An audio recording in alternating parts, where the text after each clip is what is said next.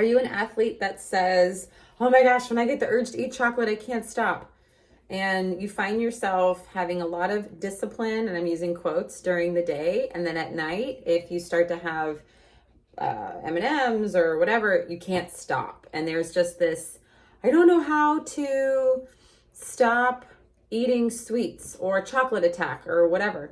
Typically, not all the time, when I work with these types of people, they're not eating enough at breakfast. And breakfast is something that's really easy to skip because there's a lot happening in the middle of the day. There's usually not much downtime. You're waking up late or you have lots to do, so we're distracted.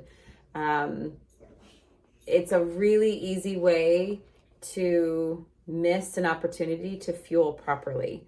And so you can have sugar. It's about 10% of your total calories. So if you're eating 3,000 calories, that's 300 calories, which is around 50, 60 grams of sugar. That's quite a bit.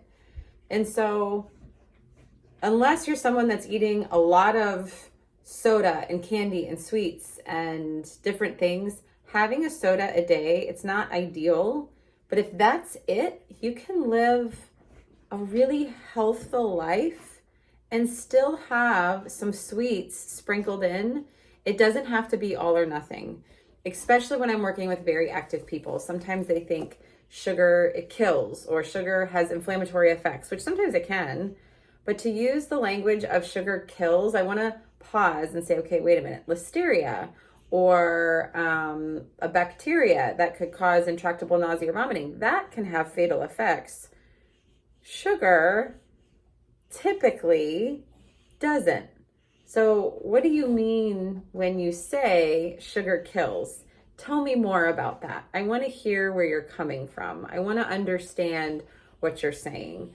And so a lot of times people will use very electric, emotional language to grab attention.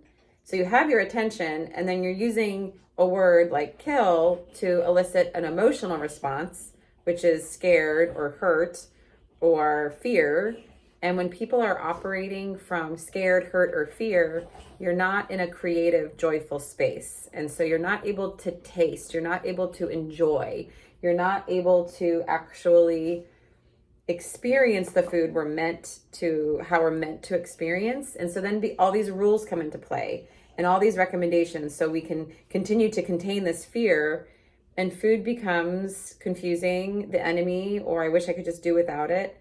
So my practice, we really are trying to inspire to put back creativity and joy in your meals again, with some science and with some recommendations. We're not throwing all caution to the wind, but I do think you can have desserts as an active athlete in a very mindful way and celebrate being a human eating really good food.